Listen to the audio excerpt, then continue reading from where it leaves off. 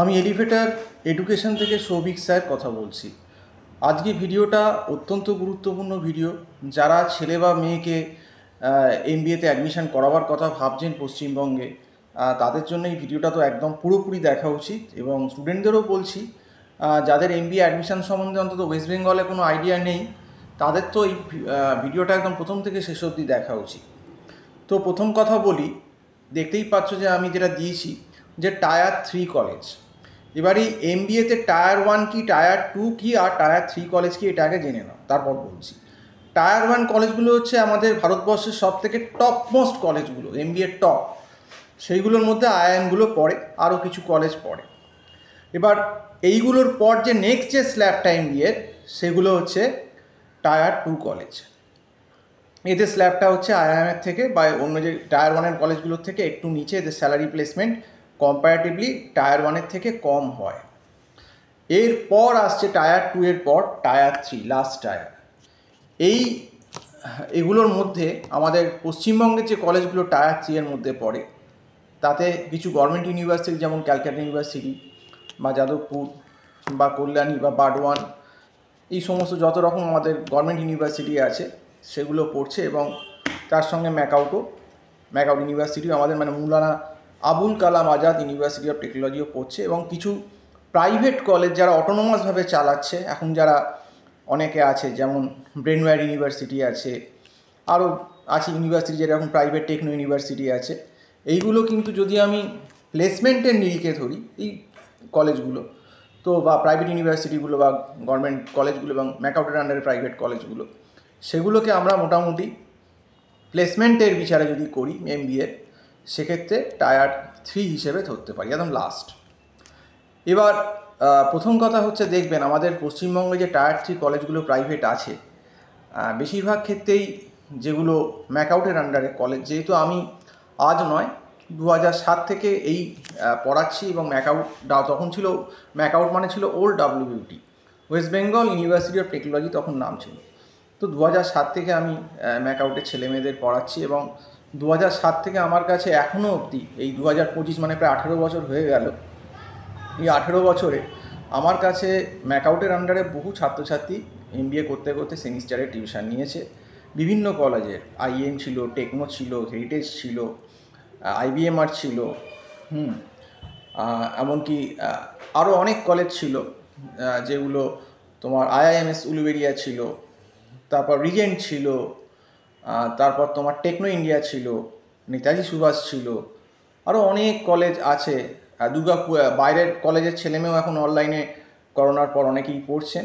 তার মধ্যে তোমার শান্তিনিকেতনের কিছু কলেজ আছে। এরকম প্রচুর কলেজের ছেলেমেয়ে কলকাতায় অলমোস্ট, যেমন এনএসএইচএম। তো আমাদের কাছে অলমোস্ট আর্মি স্টাফ ম্যানেজমেন্টের ছেলেমেয়েও আমার কাছে, যদিও আর্মি একটু মোটামুটি টায়ার 2-এর মধ্যেই পড়ে, টায়ার 3-এর মধ্যে আমি আর্মিকে আনবো না। একমাত্র ম্যাকআউটের আর্মি হচ্ছে সব থেকে ভালো কলেজ, যেটা টায়ার 2-এর মধ্যে আনা যায়। বাকিগুলো সমস্তই টায়ার 3-এর মধ্যেই ম্যাকআউটের কলেজগুলো পড়ে। এবার যখন দেখুন, সবাইকার পক্ষে তো এই টায়ার 1 আর টায়ার 2 লেভেল কলেজ পাওয়া সম্ভব হবে না। তা বলে কি স্টুডেন্টরা এমবিএ করবে না? যারা একটু মিডিওকার, ডেফিনেটলি করবে। এবার যখনই আপনি গার্জেন, এই টায়ার 3-এর যে কলেজগুলো, এগুলো বেশিরভাগ ক্ষেত্রেই ম্যাট দিয়ে অ্যাডমিশান নেয়, কিছু কিছু ক্ষেত্রে অল্প ক্যাট, ম্যাক্সিমামটা ম্যাট বা ডাব্লিউবি যে এই ম্যাটই হয়ে যায়। তো ম্যাট দিয়ে যারা অ্যাডমিশান করাতে যাচ্ছেন, দেখবেন যেগুলো একটু ব্র্যান্ডেড কলেজ, ম্যাকআউটের আন্ডারে, সেগুলোয় আপনার ফিস মোটামুটি দেখবেন 6 লাখের ওপর, 6, 6.5, 7 লাখ অবধি যাচ্ছে। তো এই কলেজগুলো আপনাকে যখন কাউন্সিলিংয়ে বসাবে যে কী প্লেসমেন্ট হয়, আপনাকে অনেক রকম কথা বলবে। বাস্তব কথা, এত হাই প্যাকেজ গেছে, হয়তো একটা 10-12 লাখের প্যাকেজ দেখিয়ে দিল, গেছে অ্যাভারেজ প্যাকেজ হয়তো বলে দিল 5 লাখ 6 লাখ, এরকম অনেক কথা আপনাদেরকে একদম ভালোভাবে বুঝিয়ে বলবে, এই প্লেসমেন্ট হয়, ওই হয়, সেই হয়। কিন্তু দেখুন, আমরা তো 17 বছর ধরে স্টুডেন্ট এইসব কলেজেরই পড়িয়েছি, এখনও পড়াচ্ছি স্টিল। তাদের অনেক স্টুডেন্টই এখনও আমাদের কাছে আছেন, এবং অনেকে কেউ পাস করে বেরিয়ে গেছেন 1 বছর আগে, 2 বছর আগে, এরকমও আছেন। তো এই সমস্ত কলেজের, ব্র্যান্ডেড কলেজের হাল হকিকত প্রাইভেট ইউনিভার্সিটি আমি খুব ভালো করে জানিয়ে দিই কী প্লেসমেন্ট হয়। প্রথম কথা বলে রাখি, যারা এই ব্র্যান্ডেড কলেজগুলো আপনাদের কাছ থেকে 6 লাখ 7 লাখ টাকা নিচ্ছে, তখন টপ গেট ব্র্যান্ডেড, সে ম্যাকআউটেরই হোক বা প্রাইভেট ইউনিভার্সিটিরই হোক না কেন, যারা ওয়েস্ট বেঙ্গলের ভেতরে এই টাকাগুলো চার্জ করছে, আপনি যদি ঠিক করে দেখেন দেখবেন অ্যাভারেজ স্যালারি দেখুন 1 জন 2 জন 3 জন ভালো পেয়ে গেল, সে 120 জনের ভেতরে হয়তো 10 জন ভালো পেয়ে গেল, ভালো পেল প্যাকেজ, তো ভালো কোম্পানি। কিন্তু সেটা নিয়ে তো বিচার করলে হবে না, আমাকে টোটাল ওভারঅল স্টুডেন্টের কী প্লেসমেন্ট হচ্ছে সেটা আপনাকে দেখতে হবে। কারণ তারা ভালো পাচ্ছে, তাদের হয়তো ব্যাকগ্রাউন্ড ভালো, তাদের অ্যাকাডেমিক্স ভালো, তাদের হয়তো আগে জব এক্সপিরিয়েন্স থাকতে পারে, জব এক্সপিরিয়েন্স থাকলে প্লেসমেন্টের সুবিধা হয়, ভালো কর্পোরেটে তাকে নিতে চায়, এরকম অনেকগুলো ফ্যাক্টর কাজ করে। সেগুলো কিন্তু অ্যাডমিশনের সময় আপনাদেরকে পরিষ্কার করে কখনোই কলেজ বলে না যে আপনার ছেলের এই ফল্ট আছে, এই অ্যাকাডেমিক্স একটু প্রবলেম আছে। এমন অনেক কোম্পানি আছে যারা কিন্তু থ্রু আউট 60% চায়, ভালো কোম্পানি, TCS থ্রু আউট 60% চাই, যা 60% নিয়ে সে ইন্টারভিউতেই বসতে পারবে না। কিন্তু এগুলো তো কলেজের পরিষ্কার বলে দেওয়া উচিত। যেমন PwC ফাইন্যান্সে নেয়, কিন্তু PwC প্রাইস ওয়াটার হাউসে আপনার অনেক ক্ষেত্রে আমি দেখেছি ক্রাইটেরিয়া করে দেয়, অনেক সময় এলে করে 60% থ্রু আউট চাই, বা গ্র্যাজুয়েশানে অন্তত 55% মার্কস চাই, এবং 10-12-এ 60%, এরকম অনেক ক্রাইটেরিয়া করে দেয়। তো সেক্ষেত্রে কিন্তু এই সত্যতাগুলো অনেকেই আপনাদেরকে পরিষ্কার করে বলে না। এবং বেশিরভাগ ক্ষেত্রেই দেখবেন অ্যাভারেজ বা মিডিয়ান স্যালারি, এটা আমি আমার ছাত্রদের অন্তত ম্যাকআউটের কলেজগুলোয় দেখেছি, যতই ব্র্যান্ডেড হোক না কেন, যারা মিডিয়াম স্কেল স্যালারি তারা কিন্তু বেসিক্যালি ওই 15,000 থেকে 20,000 টাকা কলকাতার ভেতর পাচ্ছে, হাতে কেটে কুটে পায়, মানে অ্যাভারেজ স্যালারি বলছি। এবং বেশিরভাগ ক্ষেত্রেই বাইরে যেগুলো ওরা প্লেসমেন্ট করে, নয়দা, দিল্লি, সেখানেও প্যাকেজ এত কম থাকে, হয়তো 4 লাখ করলো। এবার 4 লাখে মানে হাতে কেটে কুটে আপনার কত হচ্ছে, খুব বেশি হলে 30,000, 28, 27,000, 28,000। এবার 27,000, 28, 30,000 টাকায় সে তো দিল্লি বোম্বে সাস্টেনই করতে পারবে না। তো এটা একটা ফ্যাক্টর। তাহলে আপনি বুঝে দেখুন, আপনি 6 লাখ 7 লাখ টাকা ইনভেস্ট করছেন, অথচ এই অ্যাভারেজ স্যালারি কিন্তু এই অবস্থা। এবং ম্যাক্সিমাম ক্ষেত্রেই এই টায়ার 3 কলেজগুলো, সে প্রাইভেট হোক, ম্যাকআউট হোক বা গভর্নমেন্টের হোক, দেখবেন কিন্তু ম্যাক্সিমাম ক্ষেত্রেই যেটা হয় সেটা দেখবেন সেলসের কোম্পানি বেশি আছে, একদম পিওর সেলস, মানে আপনাকে বিক্রি করতে হবে। যেমন আমার কাছে একটি ছেলে এসেছিল কিছুদিন আগেই, সে বোধহয় এই এরকম প্রাইভেট ইউনিভার্সিটি থেকেই পাস আউট, সল্টলেকের একটি প্রাইভেট ইউনিভার্সিটির নাম বলতে চাই না। তো সে এসে আমাকে বললো, স্যার আপনার তো ক্যাটম্যাটের ইনস্টিটিউট আছে, তো আমাদের এরকম একটা খুব নাম করা আর কি, আপনারা জানেন পাথফাইন্ডার, তো তাদের নাকি পাথফাইন্ডার না, এর নাকি আরও কি আরেকটা কি বললো, না ভুল বললাম, পাথফাইন্ডার না, সেটা কেরিয়ার লঞ্চার বোধ হয়। তো কেরিয়ার লঞ্চার তাদের বোধ হয় ক্যাটম্যাটের এরকম একটা অনেক কলেজের সঙ্গে তাদের টাই আপ আছে।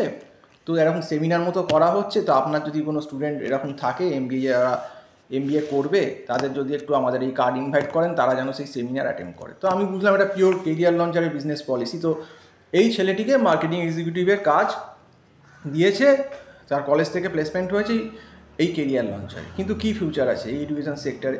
তাকে ওই ঘুরে ঘুরে টিচারদের সঙ্গে দেখা করতে হচ্ছে, স্টুডেন্ট জোগাড় করে কেরিয়ার লঞ্চারকে প্রোভাইড করতে হচ্ছে, যে কেরিয়ার লঞ্চার যাতে এই তাদের সঙ্গে যে কলেজগুলোর একটা টাই আপ আছে সেখানে স্টুডেন্ট নিয়ে যেতে পারে। খুব শক্ত কাজ, সে নিজেও স্বীকার করছে যে একটা মোটামুটি প্যাকেজ পেয়েছে, এবং খুব একটা সে ভালো অবস্থায় নেই, এটা স্বীকার করছে, এবং সে সুইচ ওভার করার চেষ্টা করছে। তো তার একটা লামসাম টাকা খরচা, সে প্রায় 7 লাখ টাকা খরচা করেছে, কিন্তু 7 লাখ টাকা খরচা করে তার জব প্রোফাইলটাই তো ভালো না। তো এই সত্যি তো বলবেন, এবং দেখবেন এই ম্যাক্সিমাম এই কলেজগুলো মার্কেটিং সেলসের দিকেই আপনাকে ঠেলে দিতে স্টুডেন্টদের চেষ্টা করে। এবং মার্কেটিং সেলসে যদিও একটু স্যালারি হাই হয়, ধরুন 3.5 লাখ 4 লাখ হলো, কিন্তু সেখানে জব রোলটা এত হার্ড, এরকম হার্ডকোর সেলস থাকে যে সেখানে স্টুডেন্ট বেশি দিন চাকরি করতে পারে না, তাকে অন্য জায়গায় সুইচ ওভার করতে হয়, দেখতে হয় অন্য সেক্টর, যেগুলো stable sector, retail, FMCG, fast moving consumer goods, fast moving consumer durable, এই যখন সেক্টর তাকে নিজে অফ ক্যাম্পাস থেকে খুঁজে দেখতে হয়।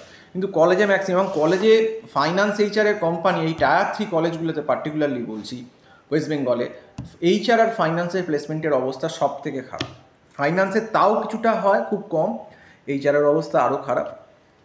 আর এখন যে নতুন ডেটা অ্যানালিটিক্স উঠেছে, ডেটা অ্যানালিটিক্সে তো জব দিতেই পারবে না। আমি একটি সল্টলেকেরই স্বনামধন্য কলেজে আমার এক স্টুডেন্ট আছে, এবং সে নিজে ডেটা অ্যানালিটিক্স স্পেশালাইজেশন নিয়েছে, সে এখনও অবধি জব পায়নি, এবং কলেজ তাকে বলেই দিয়েছে যে ডেটা অ্যানালিটিক্সের কোম্পানি আনা আমাদের পক্ষে সম্ভব না। কিন্তু অথচ সেই কলেজ কিন্তু অলরেডি প্রায় 6,75,000 7 লাখের কাছে ফিস করে দিয়েছে। তো এইটা হচ্ছে রিয়ালিটি, মানে কলেজ সারেন্ডার করে দিচ্ছে, কলেজ প্লেসমেন্ট দিতে পারছে না, এবং কলেজ এমনকি সামার ইন্টার্নশিপের ক্ষেত্রেও দেখেছি ভালো দিতে পারে না। স্টুডেন্টদের বলে তোমরা যদি কোনো নিজেদের সোর্স থাকে জোগাড় করে নাও।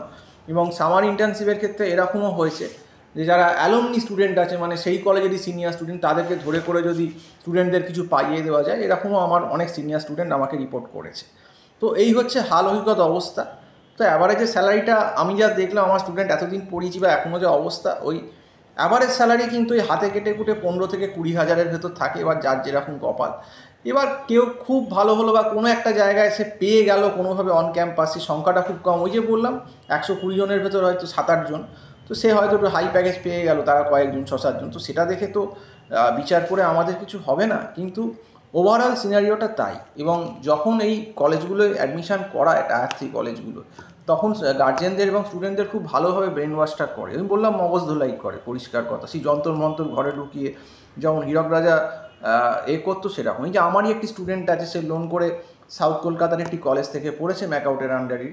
তো সেক্ষেত্রেই বললাম সে একই ব্যাপার, তাকেও সে জব ভালো পায়নি, তাকে একটা ফাইন্যান্সে 15,000 টাকার একটা পাতি চার্টার্ড ফার্মে জব দিয়েছিল, কলেজ থেকে পেয়েছিল, সে এমনই অবস্থা, সে থাকতেই পারলো না, তাকে নিজে আবার জব বাইরে থেকে এমএনসি কোম্পানি জোগাড় করে নিতে হলো। তো যাই হোক, এই হচ্ছে অবস্থা। কাজেই রিয়েলিটিটা কিন্তু এটাই।